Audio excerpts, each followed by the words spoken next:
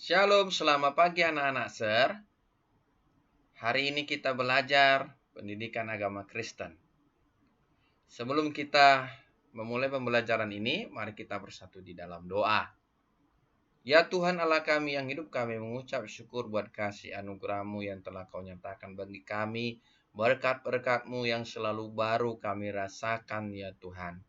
Hari ini kami mau belajar, berikan kami hikmat-Mu agar kami dapat mengerti, memahami setiap apa yang kami pelajari, dan kami mau melakukan firman-Mu. Biarlah kehidupan kami ya Tuhan menjadi berkat bagi keluarga, sekolah, gereja, bangsa, dan negara. Engkaulah Tuhan yang memberkati aktivitas orang tua kami, guru-guru kami, bangsa, dan negara kami.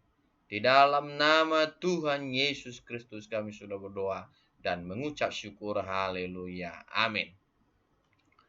Anak-anak Ser, hari ini kita belajar daripada Efesus 6 ayat 1 sampai 3. Hai anak-anak, taatilah orang tuamu di dalam Tuhan, karena haruslah demikian. Hormatilah ayahmu dan ibumu. Ini adalah suatu perintah yang penting, seperti yang nyata dari janji ini, supaya kamu berbahagia dan panjang umurmu di bumi. Dan kamu bapak-bapak, janganlah bangkitkan amarah di dalam hati anak-anakmu, tetapi didiklah mereka di dalam ajaran dan nasihat Tuhan. Demikianlah firman Tuhan. Hari ini yang kita bahas, anak-anak Ser, adalah peran keluarga di tengah gaya hidup modern. Apa saja itu, Ser? Peran keluarga di tengah gaya hidup modern. Pertama, sebagai keluarga Kristen, haruslah membangun persekutuan, baik secara pribadi-pribadi dan melayani kehidupan. Nah, jadi di dalam keluarga itu harus ada namanya ibadah. Nah, di mana kepala keluarga, ayah kita sebagai imam di tengah-tengah keluarga kita, itulah yang akan memimpin kita, ya, memperkenalkan kepada kita kebaikan-kebaikan Tuhan, menyaksikan kepada kita kebaikan Tuhan. Begitu juga dengan ibu kita. Nah, apakah keluargamu melakukan ibadah dalam satu hari itu? Apakah kalian melakukan ibadah keluarga pada pagi-pagi hari atau pada malam hari? Nah,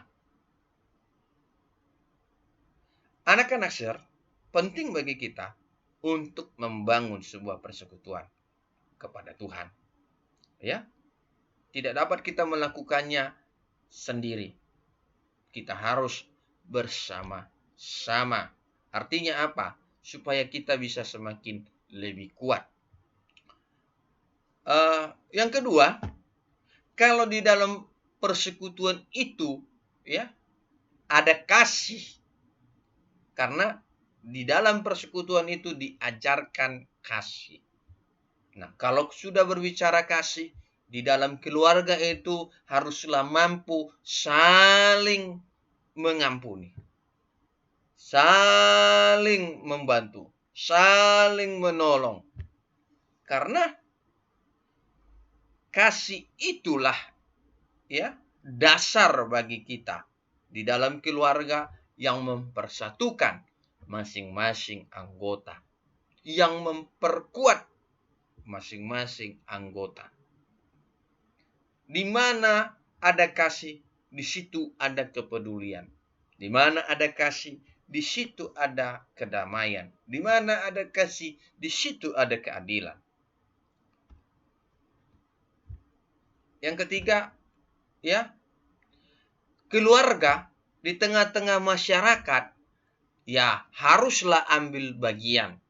Kalau ada undangan untuk kerja bakti, ya, kita ikuti. Kalau ada rapat-rapat di dalam lingkungan, ya, kita harus ikuti. Nah, Di tengah-tengah masyarakat bila ada kegiatan nasional, misalnya 17 Agustus, ya kita harus juga ikut berpartisipasi. Apabila diminta kepada kita sumbangan untuk dapat memeriahkan 17-an. Nah, kemudian kita melihat bahwa sebagai keluarga Kristen, ya, kita ya perlu membangun sebuah persekutuan dengan keluarga Kristen yang lain. Karena ya, kehidupan kita ini tidak dapat berjalan sendiri, ya. Karena kita membutuhkan orang lain. Jadi sebagai keluarga Kristen, kita hadir di dalam sebuah persekutuan. Maksudnya apa? Agar iman kita semakin kokoh. Nah, kita belajar dari keluarga Yusuf, di mana ia memiliki 13 orang saudara. Satu orang loh anaknya. Ya, satu orang saudaranya adalah perempuan, saudaranya si Yusuf. Ya, kamu bisa baca di situ di dalam Alkitab, Kejadian 35 ayat 22b sampai 29. Nah, kita dapat belajar dari kehidupan Yusuf bahwasanya ya di zaman dia itu dia memperhatikan ya keadaan hidup di Mesir itu. Tapi dia tidak ikut-ikutan dengan perilaku-perilaku orang-orang Mesir. Dia berjalan, dia bertindak sesuai dengan firman Tuhan. Dia ingat apa yang dipesankan oleh orang tuanya. Dia ingat apa yang telah diajarkan orang tuanya kepadanya. Sehingga dia dalam kehidupan dia ya yang dekat dengan Tuhan, mengandalkan Tuhan, dia dapat melalui kehidupan dia yang awalnya menderita, susah, dan akhirnya dia menjadi penguasa, ya.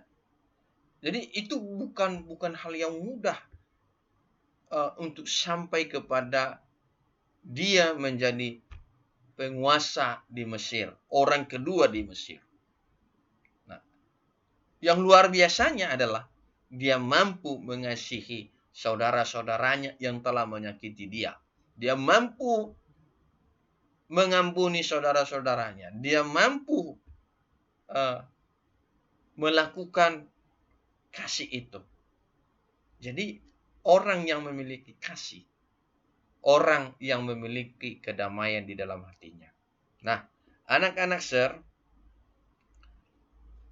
bagaimana dengan keluargamu? Bentuk gaya hidup modern yang seperti apa yang dijalani? Bentuk gaya hidup modern seperti apa yang ada di dalam dirimu sebagai orang Kristen? Nah, melalui pembelajaran ini, bahwasanya dapat kita simpulkan bahwasanya keluarga Kristen itu ya dalam kita menjalani hidup ini ya kita harus membangun persekutuan yang intim dengan Tuhan, saling mengasihi, saling memperhatikan, saling peduli, dan kita mau melibatkan diri kita di tengah-tengah masyarakat, ya. Mau ikut gotong royong, karena itu merupakan wujud daripada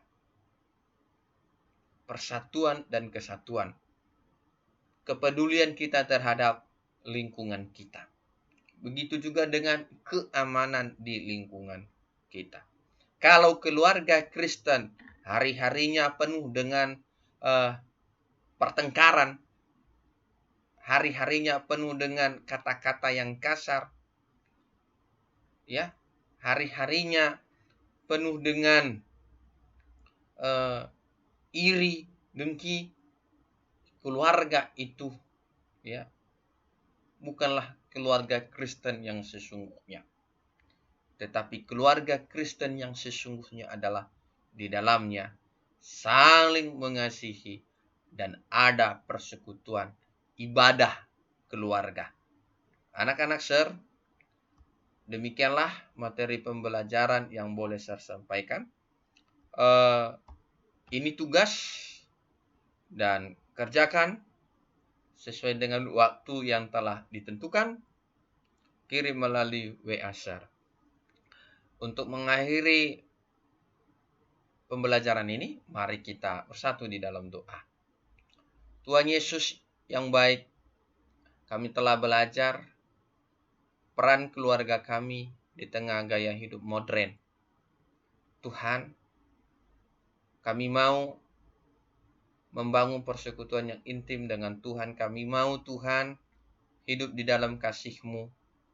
Kami mau Tuhan terlibat aktif di tengah-tengah masyarakat. Tuhan Allah kami yang hidup, kami bersyukur dapat belajar. Terima kasih Tuhan buat kebenaran firman-Mu, dan kami akan mempraktekannya dalam kehidupan kami sehari-hari. Di dalam nama Tuhan Yesus Kristus kami sudah berdoa dan mengucap syukur. Haleluya. Amin.